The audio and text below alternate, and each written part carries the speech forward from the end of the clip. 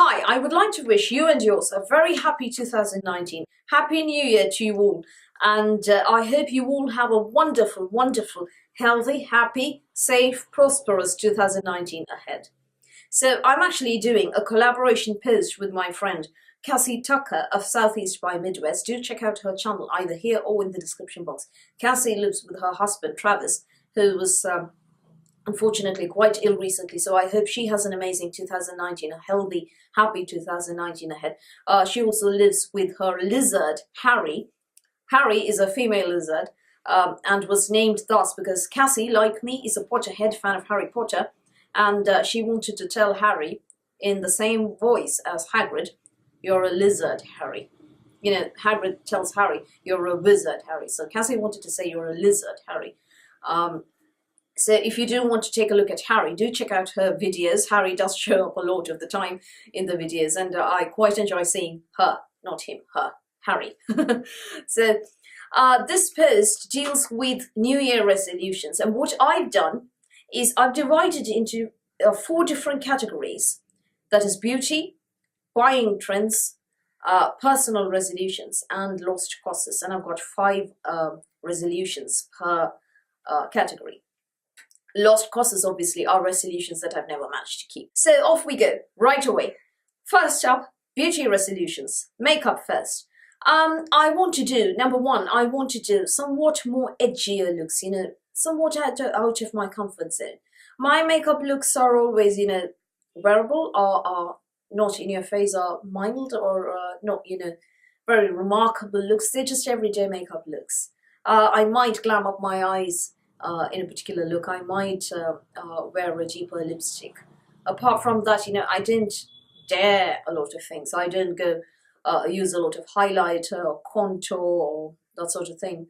And even my lipsticks are on the side of conservative. So I'd like to do a somewhat more edgier looks in 2019 and play about a bit and experiment more and dare a bit more, So that's one thing. The second resolution is to tone down on full coverage. Now that I've started laser resurfacing for acne scar revision, and now that my skincare routine is more or less solid, and my dermatologist assures me that my acne is, and I quote, in remission, hopefully I can tone down on full coverage. But then, I'm so used to it, and I tend to build up my foundation if I feel that it's not full coverage. So in 2019, I want to pull back a bit on foundation and be more comfortable wearing less. I think having that massive outbreak of acne in late 2015 has caused me to go overboard with foundation, and I'm most comfortable if I have very full coverage. The third resolution is to use SPF very, very, very, very, very strictly, even if I'm indoors all day. I do use SPF, but only when I go outdoors, not when I'm just indoors. So what I would like to do is use a very mild sunscreen, something like SPF 30 or even less when I'm indoors all day. So that's something that I have to work on, because sunscreen or sun protection is the best anti-aging that you can have. The fourth resolution is to follow a strict bath, body and skincare routine. Recently, I was quite ill with tonsillitis and a bad case of viral fever. And at the time, I skived off on moisturizing. I did not moisturize all over, and now I've ended up with reptilian legs all over again in this weather, that too. And I've also skived off on my face routine a bit, so I ended up with some dry patches towards the periphery.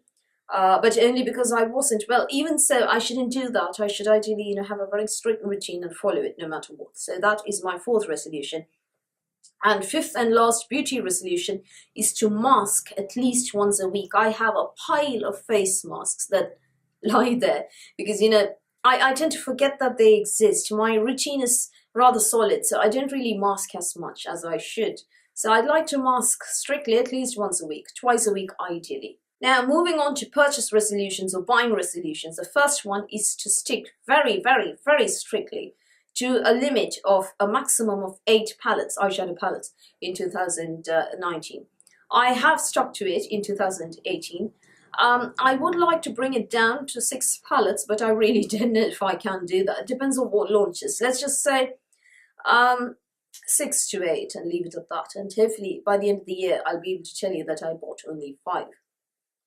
I mean, if palette launches are still mostly, warm neutrals, then there is a good chance of my not buying much at all. But if there are going to be some fun palettes, new formulations and innovations, then, temptation. The second one is to buy skincare, is to stock up only when there is either a gift with purchase or an offer.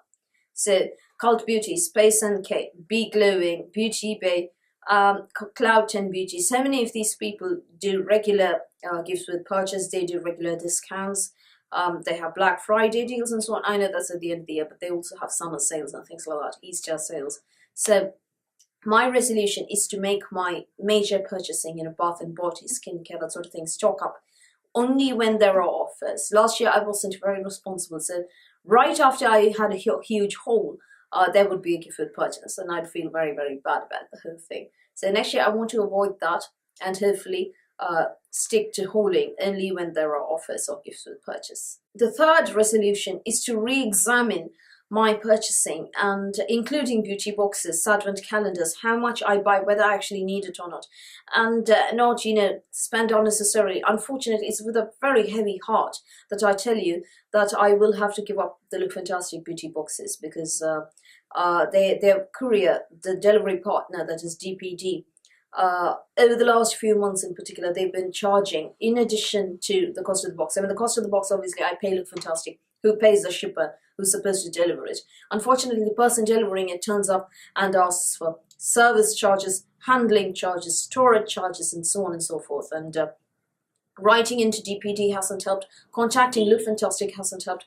They've tried to chase it up with DPD, but each time, the box arrives, the deadlock continues, and it got to a point where I had to refuse delivery of the December beauty box. I'm still awaiting my refund from Look Fantastic for that one. I doubt I'll get it. Anyway, no, January onwards, therefore there won't be a Look Fantastic beauty box. The good news is that I will be exploring other beauty boxes, including the new Kinder beauty box, which is launched, I think, by Ivana Lynch, who plays Luna Lovegood in Harry Potter, who played Luna Lovegood, rather. I mean, she's still Luna Lovegood to me.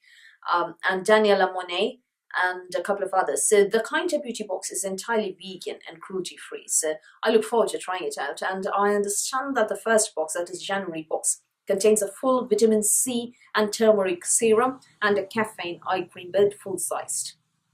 And I think it's about $24 a month, or just less than that. And they ship worldwide. What's not to love? Let's try it out and see how it goes. Now, in addition to that, that is part of my third resolution, I also want to be more responsible when it comes to trash. You've seen my empties posts. There is a lot of trash, a lot of wastage. Now, as a rule, there really isn't much after I show you my empties, because my dad has a gardening club, and he takes everything apart from squeeze tubes and sheet mask packaging. Apart from that, all the empty jars, pots, pans, bottles, droppers, everything he uses. I think they store seeds in these things and use drop bottles to deliver medicine, don't ask. Anyway, he enjoys, he loves that he can get all these little storage jars and bottles without spending on those. So I'm very pleased that I'm able to repurpose the packaging that way.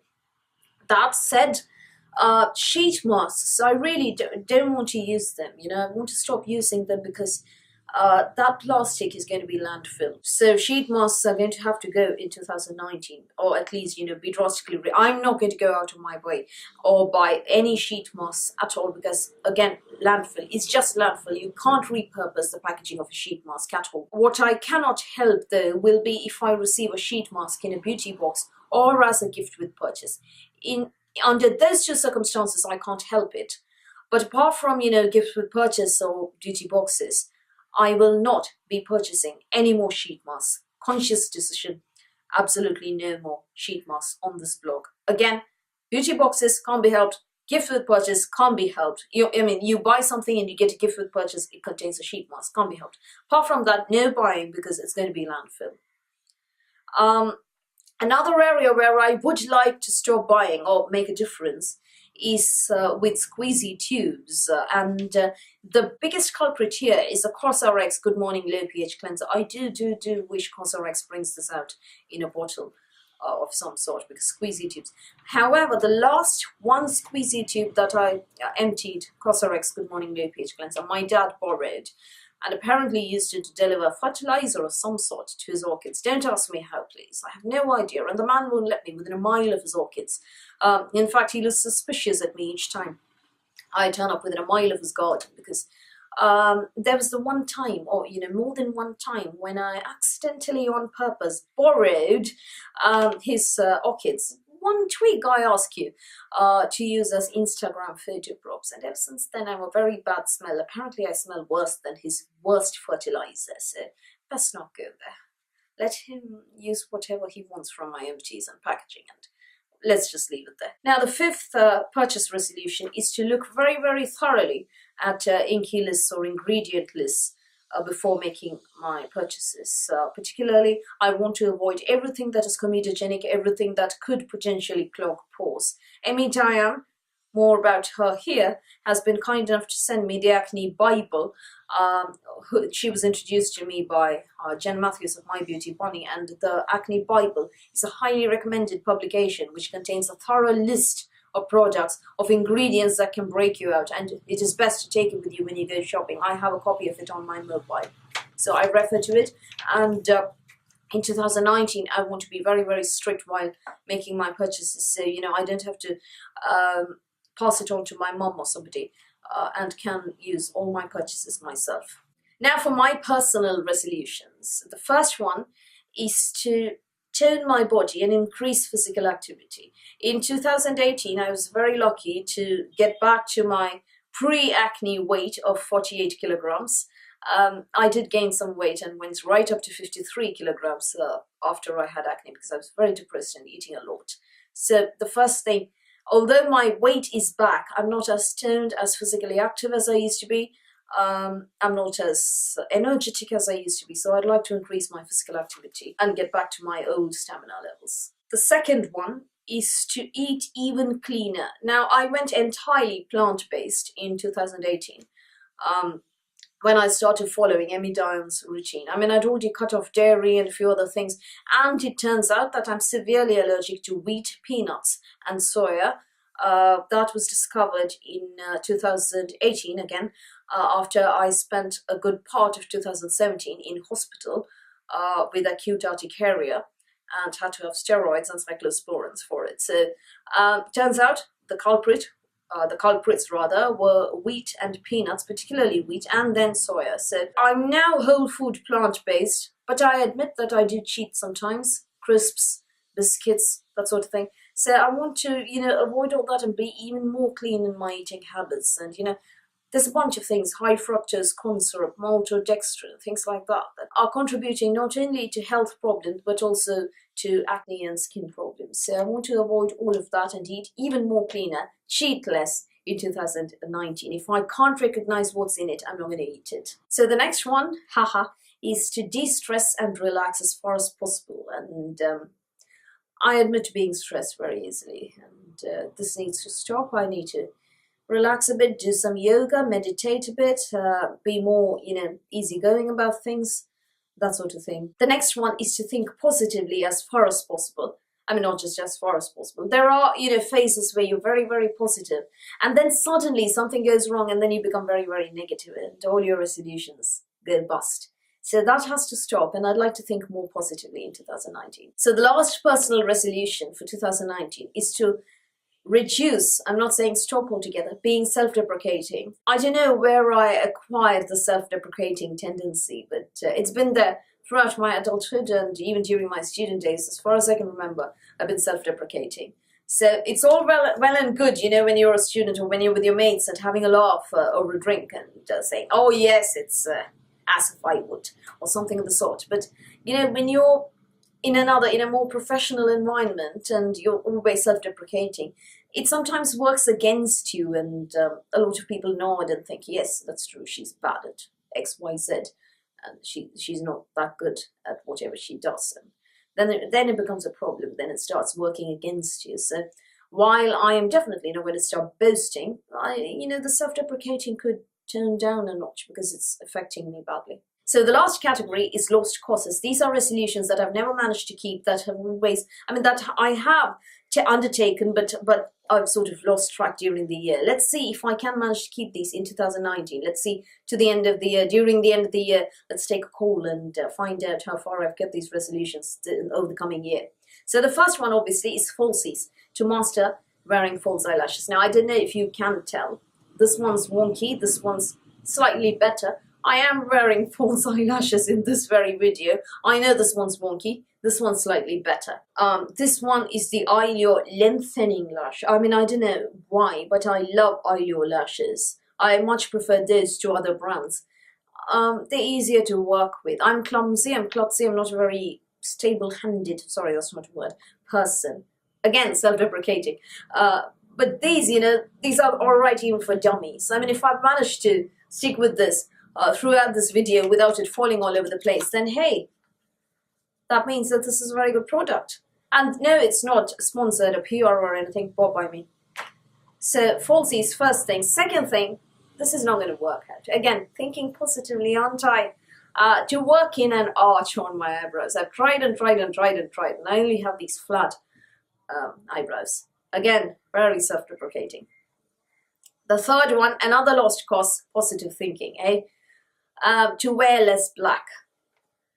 This video is a nice start, but as a rule, you must have seen me more in black than any other color. I don't know. I always go in for black when I'm shopping. Don't ask me why. It's just one of those things. So to wear less black. My mom tells me I dress like a very old woman. She's probably right. So the next thing is to stop peeling nail polish. So I paint my nails once a week, without fail, every weekend. And the very next morning in the loo, I'm too much information, I know, sorry. And by the end of the day, it's all gone. So I don't know why I do it. I peel it on purpose, and sometimes I peel my nail along with it. No idea why. It makes me feel good. So total waste of nail polish, total waste of the effort there. So I have to stop doing that. And last resolution, very similar, to stop abusing my lips. Outside, waiting at the doctor's, commuting, anything. Pinching, pulling, biting, tearing, ripping out, peeling off my own lips. No idea why. It's kind of self-harm, isn't it? I have to stop doing that. I have no idea why. Maybe sit on my hands or something. And even so, I'll bite my lips. So that's another thing that I need to work at. These 5 have been part of my yearly annual resolutions for more than 5 years now. And they've never actually stuck.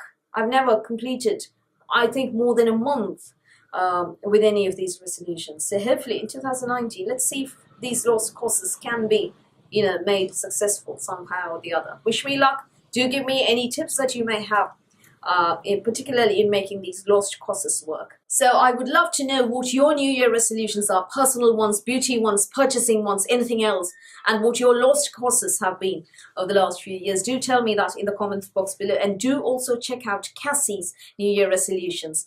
I shall link that in the description box below. So that's all from me for today. Thank you for watching this video. Please do give me a thumbs up, and please do hit the subscribe button and the notifications bell. And I will see you in the new year. Happy New Year.